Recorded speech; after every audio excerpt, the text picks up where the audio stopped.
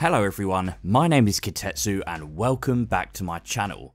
So we've got a massive update on the Legions of Nagash Battletome on the Warhammer community website. They have promised us that they are going to preview Legions of Nagash in depth every day this week. I don't know if I'm going to be able to upload a video every single day covering these topics, and in fact I believe the second one has already come out by the time I'm making this. But nevertheless, the stuff that's in here is really exciting and I want to talk about it. I know some of you are disappointed with the fact that so far there has been no sight or sound of new Death models. Death have received no models since Age of Sigmar started, with the exception of the Knight of Shrouds, and it's disappointing for sure, but at the same time, Death's problems have run much deeper than that. I've talked about it before in, I believe it was my Skaven tactical analysis, which I did a very long time ago now, and I think it was that video where I said it, but the keywords make no sense. Nothing in the army gels together, and the whole army just feels like this crazy patchwork of units that just don't fit. And if you know anything at all about the lore of Death, and I know very little, I'm going to be the first to admit it, but if you know even as much as I do, you know the whole point of these armies is that you have Nagash with these endless hordes of any and every undead that he wishes, and the same goes for each of the Mortarchs. And although we haven't got any models, I think this Battletome is going to be absolutely revolutionary for Death. I think it is going to change the way that we do look at all of the existing models, and I think Death is finally going to be a faction that is worth everyone's consideration for playing and collecting as well. Because I think the models we do have are actually really good. I just feel the way that they're grouped together just has been absolutely atrocious until now. So let's have a little look at the article and see what we are going to find out about Death. I like the fact that right from the beginning in the article they're emphasising the fact that the whole point of Death is having all of these units just coming back to life. You kill them and they're just popping out the ground to re-fight. So it makes sense that's going to be the first thing they talk about, and we have this section here on summoning, and it looks like we are going to have a brand new keyword called, funnily enough, summonable. And this keyword is all about unlocking loads of different synergies and potentials for your Death army. The most simple thing that the summonable keyword gives your Death armies is the ability to be healed and regenerated. Most of the Death heroes are now going to have an ability called Deathly Invocation, and this ability allows you to heal or bring back alive anything with the summonable keyword. So let's read it. At the start of your hero phase, pick up to 5 different friendly summonable units on the battlefield. You can heal D3 wounds that have been allocated to each unit you picked, roll separately for each unit.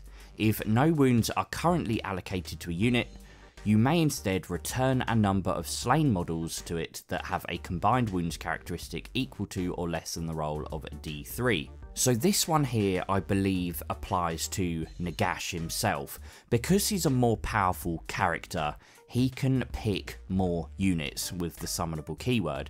Whereas if you have a less powerful character, his Deathly Invocation is not as powerful, so maybe he can pick 1 unit or 2 to try and heal.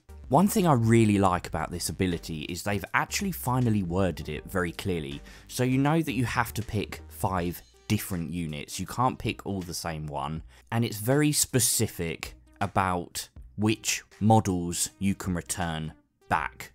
The other thing I really like about this article is it clarifies the fact that the ability stacks, so the more characters you have with Deathly Invocation, the more times you can target the same unit. Not only that, but they are telling us in this article that we've got these brand new mechanics for Death, which are grave sites basically, and you can set up 2 in your zone and 2 in your enemy's zone, and those grave sites basically let you summon your units. But not only that, they also will heal your nearby units. The great thing is if you have a unit like zombies, which it talks about in this article, they're very slow at moving, but the fact that they're slow doesn't matter if you can actually set them up in your enemy's own deployment zone 9 inches away from their enemy models. And that is all thanks to these grave sites. So that is a particularly exciting mechanic, and I would love it if they had have released something like a Sylvaneth Wildwood or one of these new feculent Nurgle trees. I just think it would be really cool to have like a pack of scenery that represented these grave sites or sealed tombs or whatever it might be.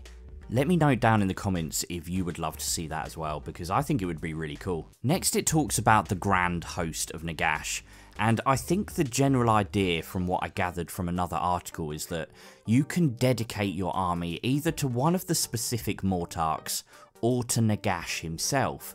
And depending on what you pick, you have different faction-wide bonuses. If you pick the Grand Host of Nagash, you get an army-wide ability called Legions Innumerable. And this basically does the exact same thing as the Deathly Invocation that we just read about a minute ago, because what you can do is pick every single unit that has the summonable keyword, and you roll a dice for them, and if you get a 5+, you can heal up to D3 wounds. And if they have a wounds characteristic of 1, you can actually return a slain model to the unit, instead of obviously healing them, because you can't heal them, because if the second they've taken a wound, they're dead. That means your Graveguard, which I assume are now going to have the summonable keyword, if they are killed, and you have loads of them on the field, loads of different units, then you've got a 1 in 3 chance of being able to heal D3 slain models, and that's across all of your summonable units, so that's really cool. The great thing is that it says right here is that you can combine this with grave sites and Deathly Invocation, and that means you can potentially restore 3 D3 models every turn, and if you have more death heroes that know Deathly Invocation, you could be doing 4 D3 or more return models per unit per turn. That's really cool, and I love the idea of it. I just love the idea of just having hordes of these dead models returning back. They may not be that powerful individually, but by the time you're returning them back from the dead, that's very cool, and I absolutely love this mechanic. It's spot on what it should be. It then gives us a little bit of a hint as to how the army structure of the Grand Host of Nagash is going to be, because it says you can take Graveguard as battle line. The next thing it says is that basically every Grand Host, or at least this is the way I'm reading it, every Grand Host will have their own set of command traits and artifacts, and the Grand Host of Nagash will have something called Lord of Nagashazar, and that lets you add 1 to the attacks characteristic of melee weapons used by friendly death rattle units within 6 inches of the general. Notice that says units and not models, which means you can probably affect quite a large number of units by that, and it's an absolutely brilliant ability. It says here, in an absolutely obscene example, that if you combine it with a nearby White King and a Necromancer's ability, or in fact that's a spell, you can get 162 attacks out of a unit of 20 Graveguard. Basically, if you look at the war scroll of these guys, the Graveguard, they have 2 base attacks, hitting on 3s and 4s with a -1 rend, and we don't know if this is going to change, but we'll assume for now that it will remain roughly the same. So you have 2 base attacks and an extra 1 for the champion, then you're going to increase it by 2 with the White King, and then you've got the Lord of Nagashazar ability, which is going to add 1 to all of their attacks, and that gives you 81 attacks.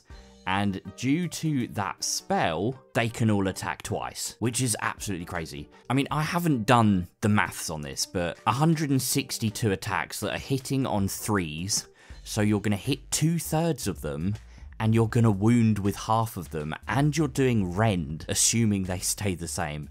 That is absolutely devastating. I'm almost wondering if it's a little bit overpowered, but it seems kind of weird that Games Workshop are fully aware of this ability even before the Battletome has come out, which means they're kind of intending people to abuse this. So I kind of can't wait to see what people are going to do with that. Anyway, the last thing we see in this article is an artifact. and this is basically about providing durability to your Death Rattle units. Isn't it nice, by the way, just to hear a bit of love for Death Rattle, because I've been tempted to collect them for so long, and yet there's been so many stupid things holding me back from collecting a Death Faction army, and Death Rattle are one of my favourite of all. I'm always looking at those pictures in the Realmgate War books of Neferata with just hundreds of Death Rattle skeletons, or hundreds of thousands more like. It just makes me want to collect them. And now we've got all these really good abilities, and the fact I can actually take them all together in a coherent, functional, seamless army just makes so much sense, and it's so much more exciting. So let's have a little look at what this Ossific Diadem does. Roll a dice each time you allocate a wound or mortal wound to a friendly Death Rattle model within 12 inches. On a 6+, the wound is negated. So again, it's kind of like a disgustingly resilient. Because skeletons are horde armies and they're weak, it's just giving them that slight bit of extra resilience, which means they have a 1 in 6 chance of surviving every time they take damage. Note that this time it does say each model within 12 inches of the bearer rather than each unit, but it's still a useful little thing to have. And if you've got a unit of 20 models, and say every single one of them dies in a turn, you should statistically at least save 3 of them. So it's a small little help, but it's worth it nonetheless.